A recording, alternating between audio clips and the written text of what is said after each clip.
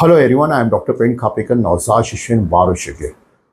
दोस्तों, आज आपके सामने मैं ऐसे एक पेरेंट्स की स्टोरी शेयर करता हूं जिनको पहले बच्चे में आनुवंशिक प्रॉब्लम थी, जिसकी वजह से उस बच्चे की ग्रोथ नहीं हो पाती थी और उसको लेकर पेरेंट्स बहुत ही निराश रहते थे, अपने आप को बिल्कुल असहाय महसूस करते थे।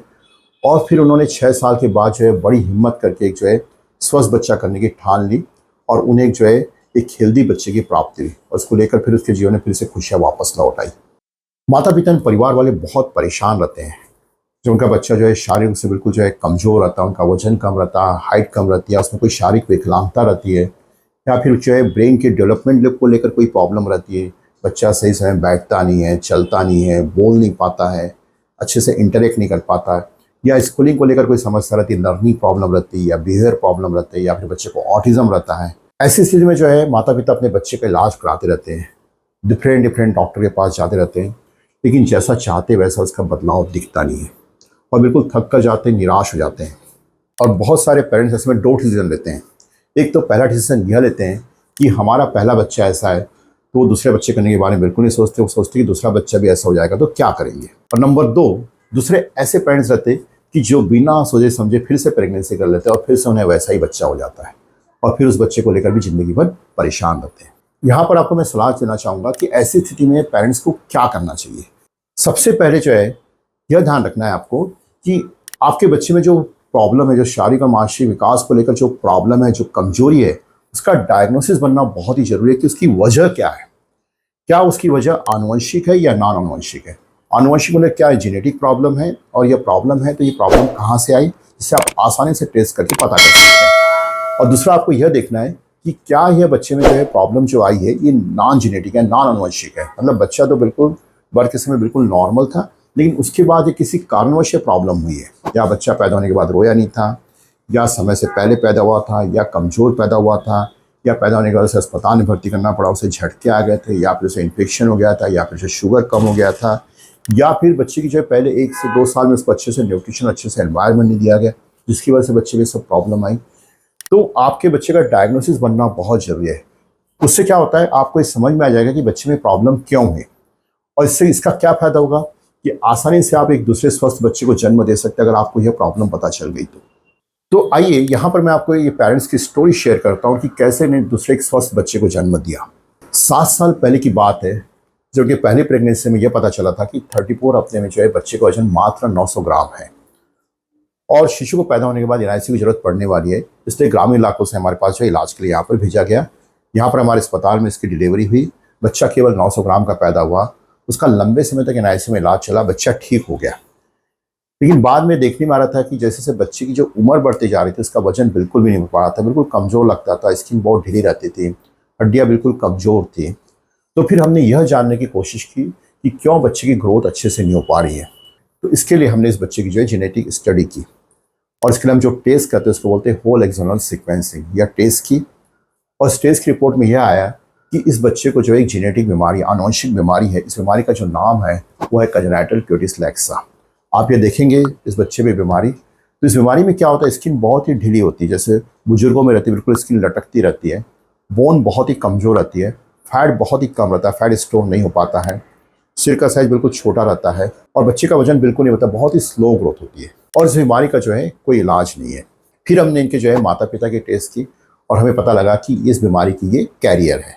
और ऐसी स्थिति में माता पिता बहुत परेशान रहते थे, बिल्कुल निराश हो जाते थे, वो कहीं सामाजिक फंक्शन में भी नहीं जा पाते थे। और जब भी वो सलाह लेते थे कि हमें फिर से दूसरा बच्चा करने का है, तो सब लोग यह बोलते थे कि दूसरा बच्चा होगा तो फिर से ऐसा होगा, फिर आप कैसे करेंगे। फिर उन्होंने 6 साल के बाद बड़ी हिम्मत की और उन्होंने दूसरे बच्चे करने के बारे में सोचे। ये हमारे पास आए।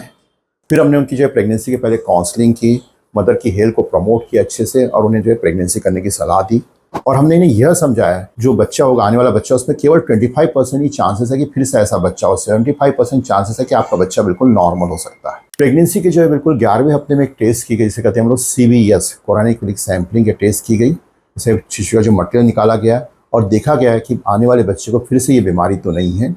और फिर रिपोर्ट में पता चला कि बच्चा नॉर्मल है, तो प्रेगनेंसी कंटिन्यू की गई और हाल ही में भी 30 मई को इनको एक बिल्कुल हेल्दी स्वस्थ बच्चा हुआ, जिससे किसी भी प्रकार की कोई आनुवंशिक बीमारी नहीं है। तो आइए हम इन पेरेंट्स से सुनते हैं कि कैसे उनके परिवार में एक स्वस्थ बच्चे का जन्म हुआ। आज मी खूप खुश आहे की 6 वर्षानंतर मला एक हेल्दी आणि स्वस्थ बाळ मिळालं. माझ्या पहिल्या बाळामध्ये जे अनुवंशिक प्रॉब्लेम होता, तो या बाळामध्ये नाही आहे. आमचे प्रयत्न जे होते, सरांनी जे काउन्सिलिंग केली होती, ते आज सफल झाले. भरपूर लोकांनी आम्हाला म्हटलं की दुसऱ्या बाळामध्ये पण जे पहिल्या बाळामध्ये प्रॉब्लेम आहे, तो होऊ शकतो. त्यामुळे तुम्ही दुसरी प्रेग्नन्सी नका ठेवू. पण सरांनी आम्हाला खूप छान डिसिजन सांगितलं आणि त्यामुळे आमचं दुसरं बाळ स्वस्थ आहे. सरांनी आम्हाला जे टेस्ट सांगितली होती, ते टेस्ट निगेटिव्ह निघाली आणि हे बाळ स्वस्थ झालं आणि पूर्ण महिन्यामध्ये झालं. हे माझं पहिलं बाळ आहे 6 वर्षाचं. हिच्यामध्ये जेनेटिक टेस्ट केली होती हिची, त्यामध्ये हिचा प्रॉब्लेम निघाला होता आणि आता दुसऱ्या बाळामध्ये नाही आहे. आणि पहिल्या बाळामध्ये जेनेटिक प्रॉब्लेम होता क्युटेलेक्सिया, त्यामध्ये तिची स्किन ढिली आहे, हाडाची मजबूत हाडाची कमजोरी आहे आणि तिची वजन पण खूप हळूहळू वाढत आहे.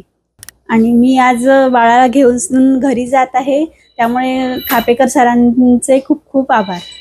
तो दोस्तों, यहाँ पर मैं आपको एक बहुत ही इम्पॉर्टेंट मैसेज देना चाहता हूँ, जिसको कि अधिकतर जो है पेरेंट्स बिल्कुल इग्नोर करते हैं। अगर आपके परिवार में कोई भी ऐसा बच्चा है जो कि शारीरिक या मानसिक रूप से कमज़ोर है, या उसे जो है उसका वजन कम है, उसकी हाइट कम है, या फिर इसमें कोई शारीरिक विकलांगता है, या फिर ब्रेन के डेवलपमेंट को लेकर कोई समस्या है, या फिर आपका जो है पहला बच्चा कमज़ोर पैदा होता है, समय से पहले कमज़ोर पैदा होता है, उसमें कोई बर्थ डिफेक्ट था, या बार बार एबॉर्शन हो रहे हैं, तो ऐसी अवस्था में आपको क्या करना चाहिए? ऐसी अवस्था में आपको यहाँ ध्यान रखना चाहिए कि आपके पहले बच्चे में जो प्रॉब्लम है, उस प्रॉब्लम का डायग्नोसिस बनना बहुत ही ज़रूरी है कि वो आनुवंशिक प्रॉब्लम है कि नॉन आनुवंशिक प्रॉब्लम है। और इसके लिए जो है आसानी से जो है टेस्ट अवेलेबल है। तो अगर आपको यह पता चल गया कि आपके बच्चे की जो है प्रॉब्लम क्या थी, इसका डायग्नोसिस क्या था, तो इसका ये फायदा होता है कि आप दूसरे एक स्वस्थ बच्चे की कल्पना आसानी से कर सकते हैं।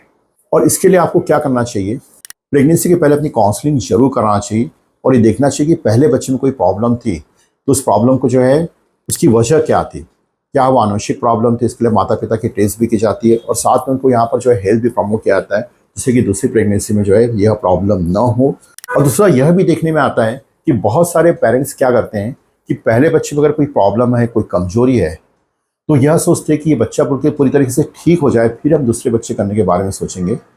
और काफ़ी बार ऐसा करने से क्या होता है कि बहुत समय निकल जाता है, 7, 8, 10 साल निकल जाते हैं और वो 10 साल के बाद सोचते हैं कि हम अब दूसरा बच्चा करेंगे, लेकिन तब तक क्या होता है कि माँ की उम्र बढ़ जाती है और फिर उन्हें बच्चे नहीं हो पाते हैं या फिर उसमें भी कुछ कॉम्प्लिकेशन हो जाते हैं।